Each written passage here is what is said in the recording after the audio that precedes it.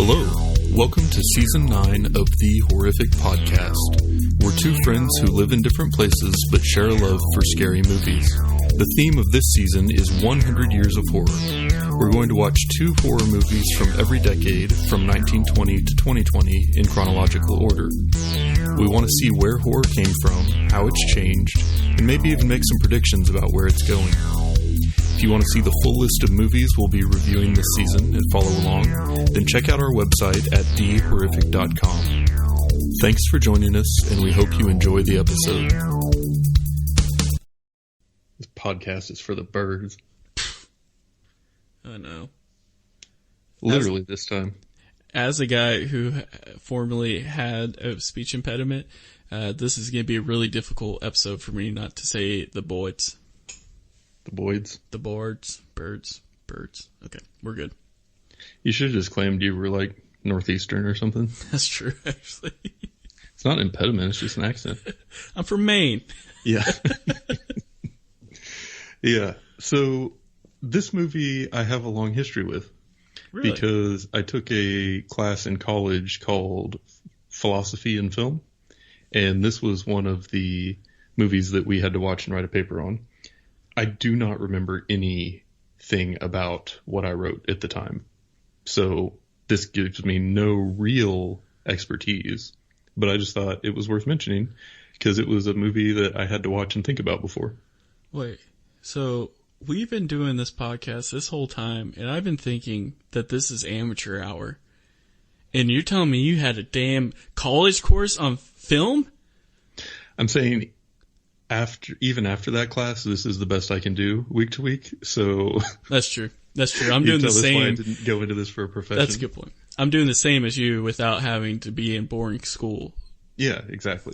So who really won? Not the University of Oklahoma. Yeah. I just want to say the real one. Nice.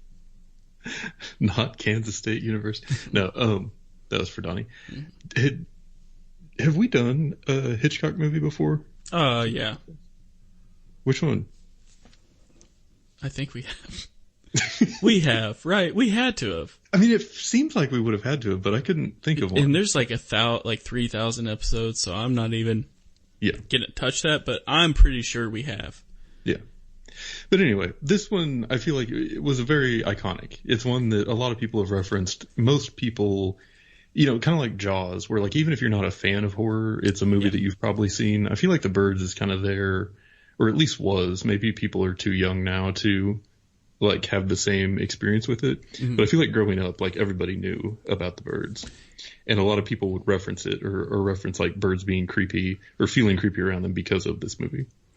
Yeah, so Psycho for the record, but I actually had never seen it before, and I have no excuse. We're horror fans. That doesn't mean we've seen everyone before of all time.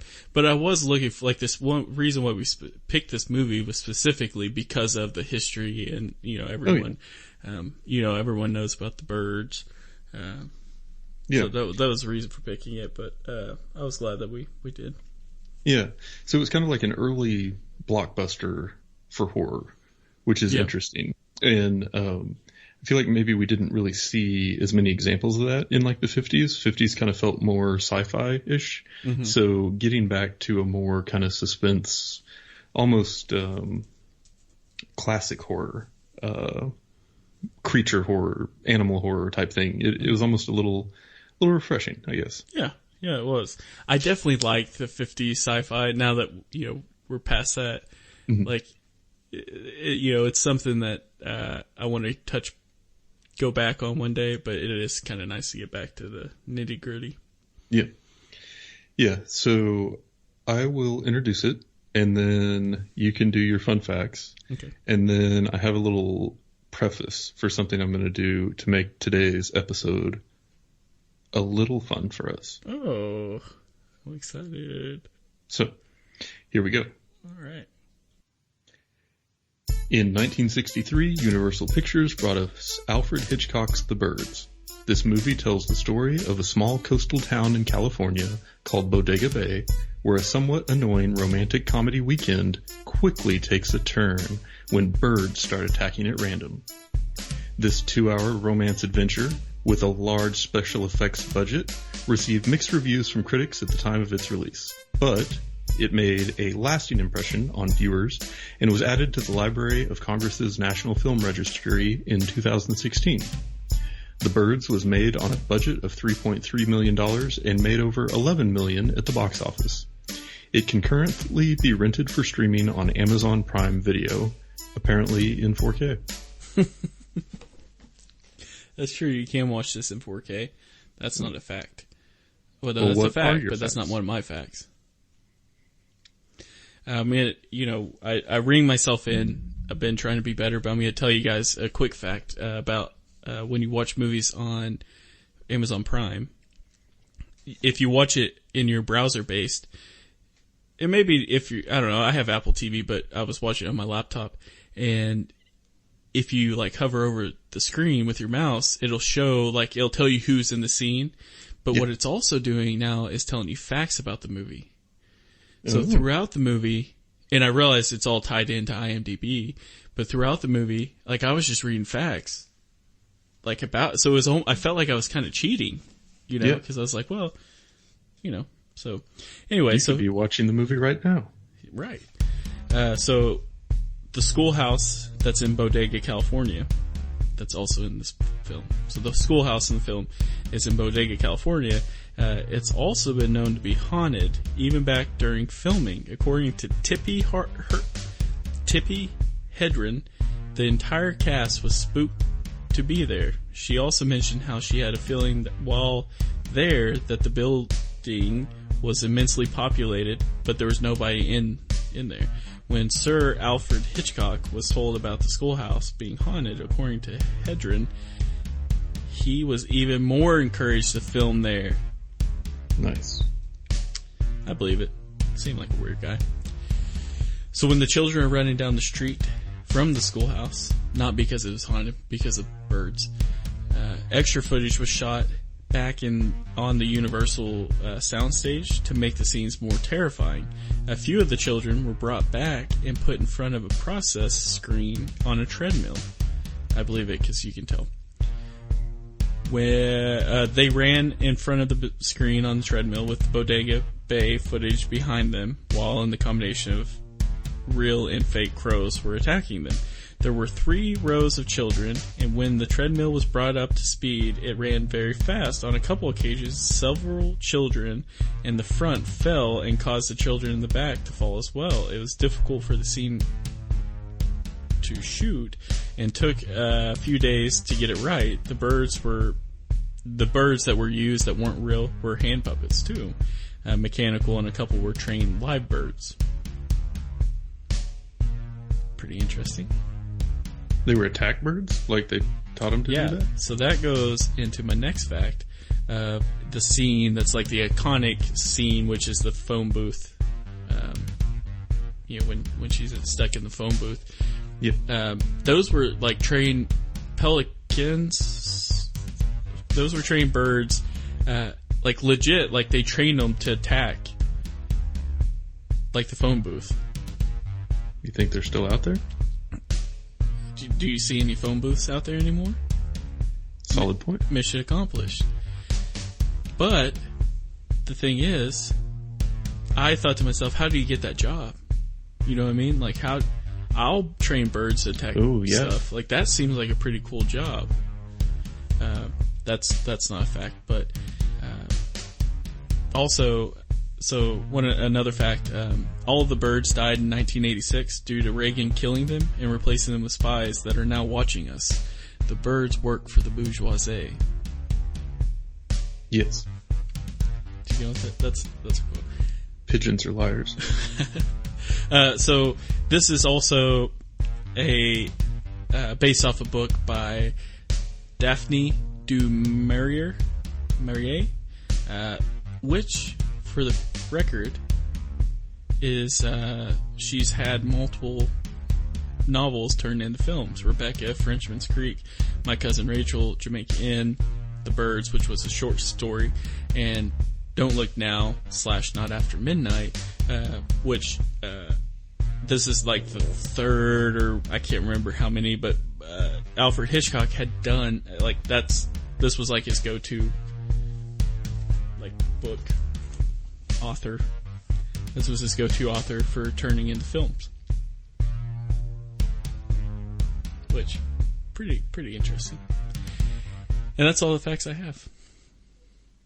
Cool. So like I said, I have a little spice to throw on this week's episode. Mm-hmm. And the thing was, I went into this movie with really high expectations, and I think part of that may have been because I think I saw it on like one of those old kind of CRT type TVs on a cart that was wheeled into a classroom in which I was sitting in the back. So I didn't really have like a up close personal view of things. Yeah. Whereas this time I did, and it made a bit of a different impression when I could actually see the special effects, or the attempt at the special effects. And also, I was not watching it to be a horror movie. I was watching it for an assignment, so I was like taking a lot more notes about things that weren't horror movie related. Yeah. But when I sat down to watch this as a horror movie, I did not love most of it. Mm-hmm. Yeah, same. And the thing was, like, there were some scenes, there were some moments, there were some parts of this movie that were very, very good. But there were some parts that just made me say,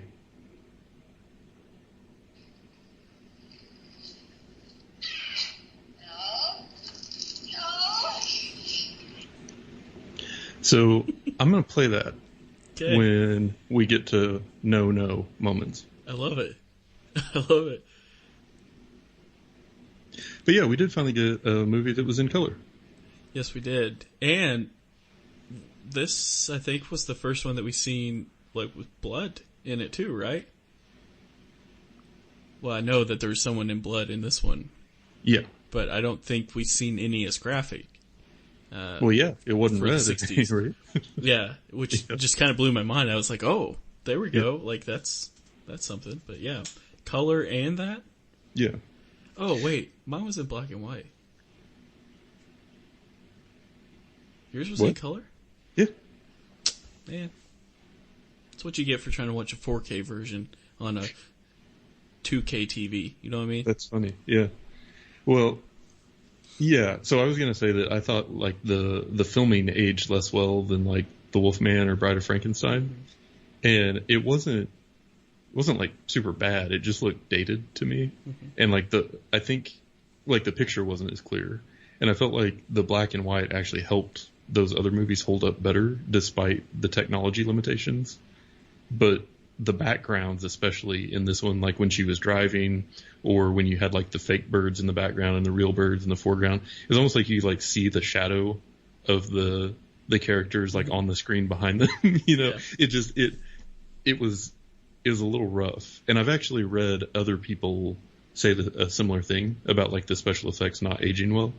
And, so I'm curious, I guess I just found out you saw it in black and white. So did you have a similar experience, or did it look more convincing? I did. Specifically, the special effects when the kids are running away from the birds, and they're kind of like supposed to be swooping down. What you had was like, it was almost like you had two pieces of film on top of each other. One that was like birds flying, the other one was the kids running. Yeah. And then you had like either mechanical or real birds like kind of flying in on it.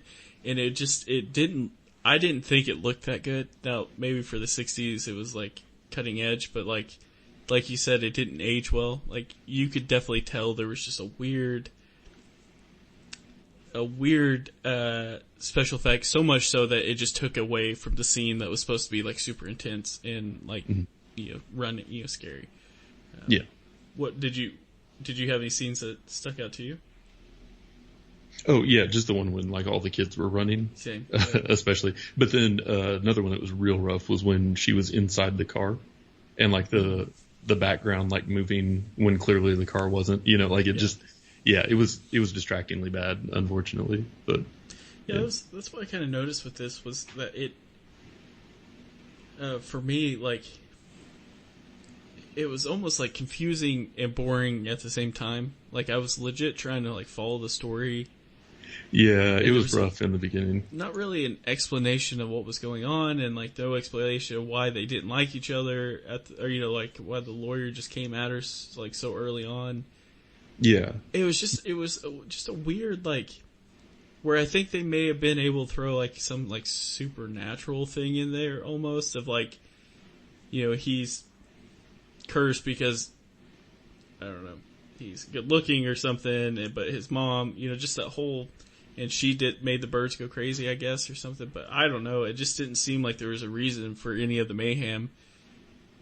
And also, it's just birds. And what works good on a bird that's attacking is a shotgun that has bird shot in it.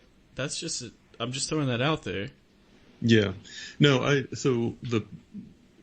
aside from the special effects, one of the things, because I can look past that, right? Like, I realize there are technological limitations and people do ambitious things, and sometimes it works well and sometimes it doesn't. But to the whole, like, romantic comedy story aspect of this movie, I say...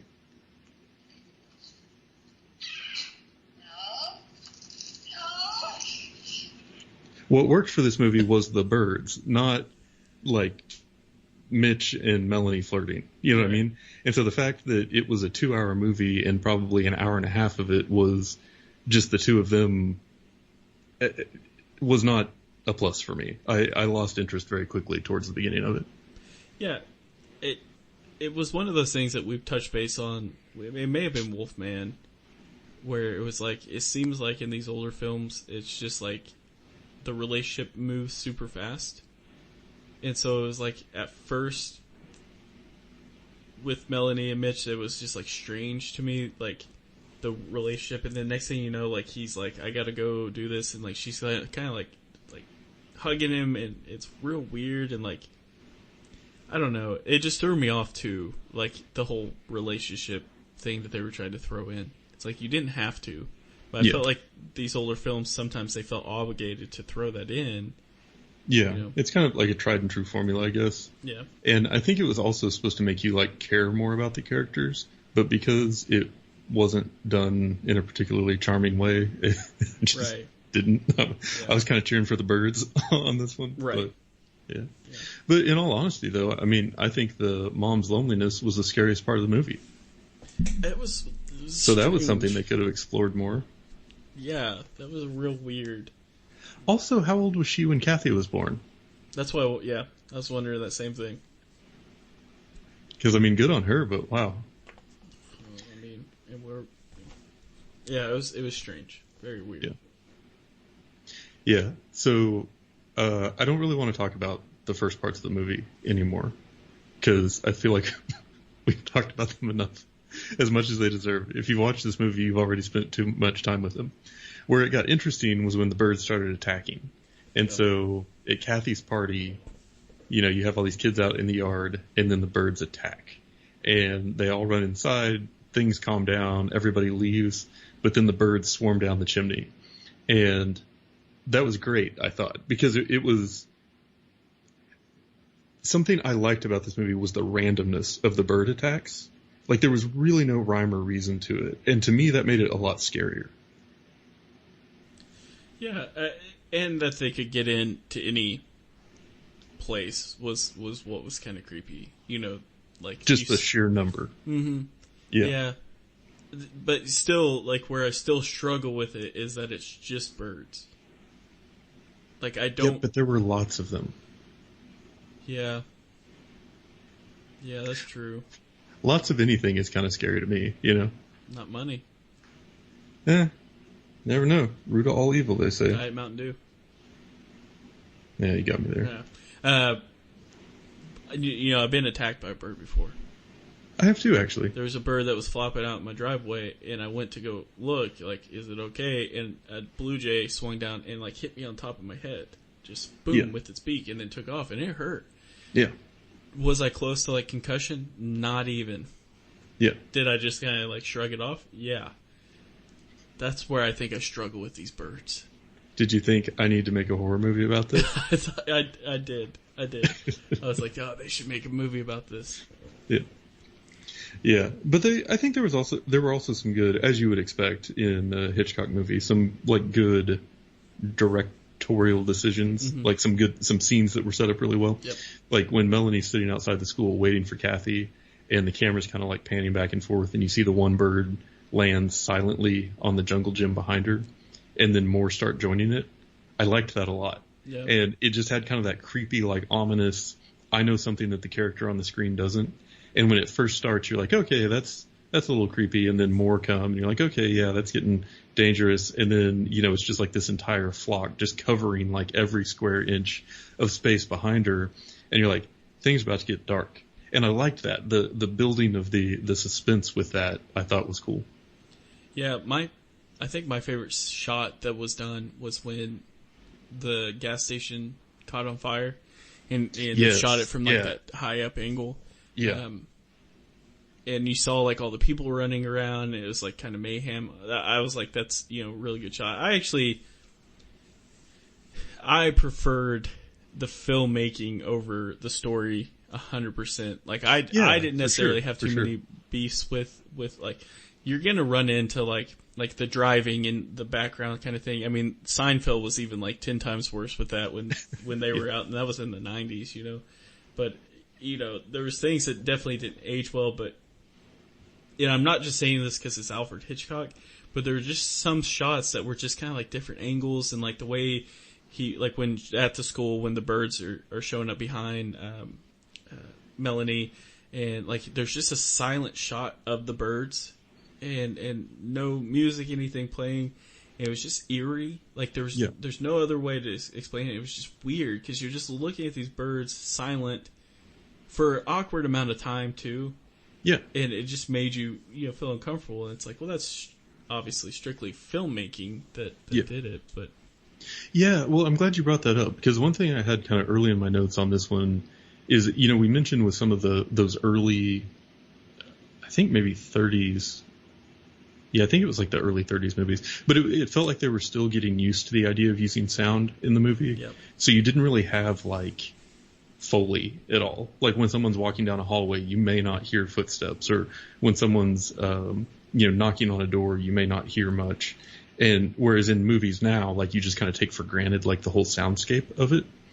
And I had the sound effects budget for this one must have been off the chart, because like there was not a single thing happening on that screen without some kind of accompanying sound. Yeah. And it was almost like too much in the beginning. And it was like, every step, anything that got picked up, all this, background noise of doors opening and closing, or, cars honking in the background or stuff. It's just constant. But then when you took all that away and had some of those, like you were saying, like completely silent shots of like the giant flock of birds like hanging out, it really did grab your attention, and it really did feel eerie. And again, going back to you talking about the movie making being cool, is that's definitely a thing, is like using even the sound to help create that sense of tension. Yeah. Yeah, there's definitely like style, like, I don't think it started with Alfred Hitchcock, but there's like a style of, it's more open, I guess, in that these directors have their distinctive styles, that this is how they film, and they have the maybe too much sound or whatever, and certain shots that they do, like Steven Spielberg has like that does like the zoom in as the camera's panning out, so it like kind of does a weird like zoom effect on them. He has like the dead zone filming kind of done, like in Psycho when they were showing the house in the background. It was just showing it. It was real silent. Like it's like he knows how to use the empty space of things, and you got to respect the hell out of that. It's just sometimes you just kind of wish it was a little bit better of a story. Yeah, for sure. Yeah, and I really the only other thing on my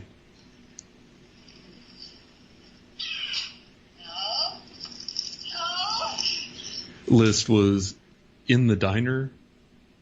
So you had kind of the action, like the huge scene with the big fire and the overhead shot, and it was like this like big deal.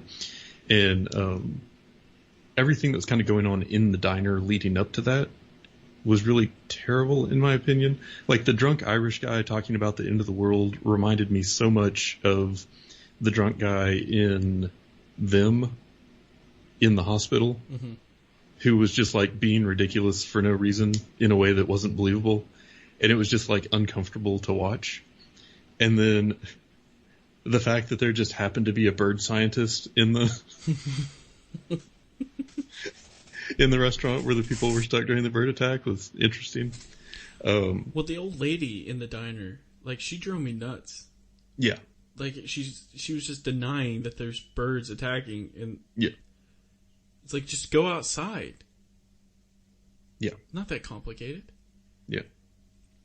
And then I think it was like unintentionally funny, but when the bird attacked the guy at the gas pump and he fell down, I laughed out loud. Like, that was such like a good, like, just like complete slapstick moment in it that it was pretty funny. But anyway, all that to say, what it led up to, that sort of ending sequence where they're trapped in the house, I can't take credit for this idea, but I did read someone say that that was basically the template for every zombie movie from like that point forward. I can see that. Like that whole, you're inside the house trying to figure out what to do, and there are like these waves of attacks coming at it, and then you're having to like try to keep things out and finding these new places where, you know, you need to defend against and everything. And I was just like, yeah, that's actually kind of right on point. Like, I felt like I had seen that same scene set up 100 times in other movies. I mean, even like with The Strangers or something where, you know, there's like scary things outside trying to get in. And I think this was the first example that we've seen, or the earliest example that we've seen of that style of like setup and horror in a movie. Yeah, I can see that. 'Cause you know, most people consider their house their safe zone. Yeah. And, you know, you're having to get out of your comfort zone to go out. Like, there's not much you can do. Like, you're in where you think it's safe, but it's really not. And so you have to go out. Yeah, I can see that. That's an interesting take on it. Yeah. But I think my favorite scene in the movie was when Mitch tries to walk out to the car.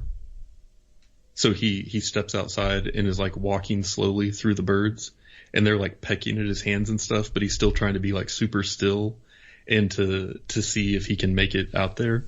And every second, you know that he's just like on the verge of getting pecked to death and torn apart. But the fact that he's still like doing it, and that he's just like, it's like you're putting yourself in his shoes of going through that after everything else that you've already seen in the movie. And that was just such classic good horror. Yeah. And I really liked it. I thought that was when the movie was at its strongest, was when it was creating those moments, and not when it was being a romantic comedy. Yeah. Yeah. I think that would probably have to be mine too. You have, you know, the added stress knowing, like you were saying, what he was going through, dealing with that, trying to keep calm, deal with, you know, these people freaking out. Also just like the stress that he didn't have a tennis racket that he could just hit these birds with. You know, so yeah, I can see that. I think when like they're in the house though, and the doors are like, the birds are pecking through the door. And so you see like those holes, and he puts up like that mirror thing up, you know, just that little intense moment, because it does, now that you say it, remind me of like a zombie thing where like they're bashing in. So yeah. What did you think of the ending on this one? If I'm being completely honest, just thankful. I didn't hate the film as much as it probably sounds, but I was just like, thank God that's done. Too many questions in my head. Yeah. And it was just like that abrupt ending where, you know, because they were talking like barricades at whatever place and stuff. And at that point I was just like, okay, starting my facts, like let's get this done, over with. You know, it's not, if maybe we went back and just watched this film on its own, it might be strange that it just kind of ends abruptly.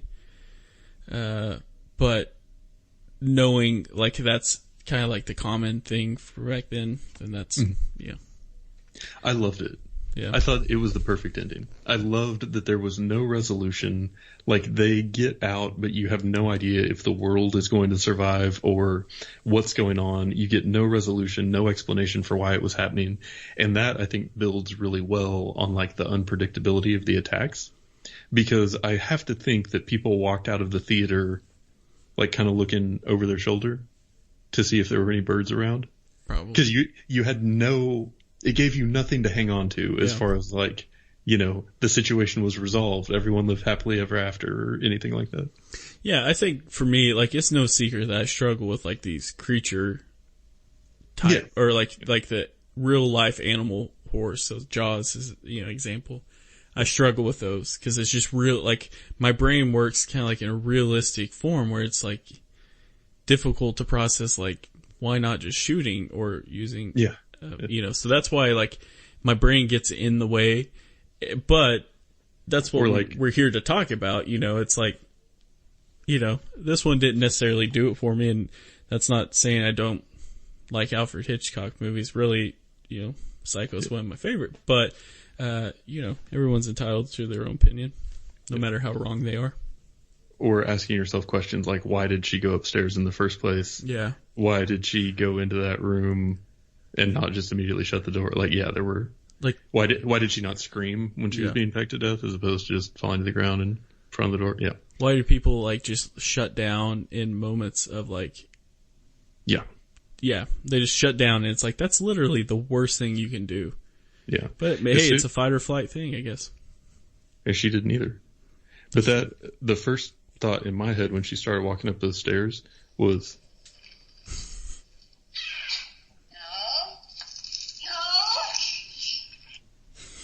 and I was right. You're very right. Yeah. So yeah, overall, there were definitely some good, like very iconic moments in this one, but this one would not be on like my list of scariest 50 movies I've ever seen. It is not one I will probably be revisiting anytime soon. Mm-hmm. And I stand by that statement. If you guys agree or disagree, or if you guys disagree, I guess I should say, feel free to reach us at wedon'tcare.com. We don't care at keepyouropinionstoyourself.edu. I was hoping you were going to play the no thing. Like, stop, you're going to piss off our fan. Yeah. All right. No, it's, it was a trip. But yeah, to your point, you can actually contact us at thehorrificpod@gmail.com, or you can check out our website at thehorrific.com. If you're not already subscribed, please do that, because then you can just usually download the episodes automatically, and that helps our numbers on the first day we post stuff, and that's a good thing. And like, subscribe, follow, whatever, buy a mattress. Yeah, and also, if you're still here at this point. And that's it for today's episode. If you've listened this far, then thank you, and we hope you've enjoyed it.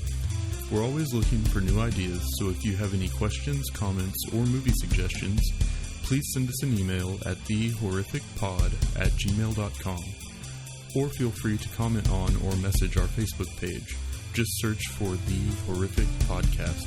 Thanks for listening.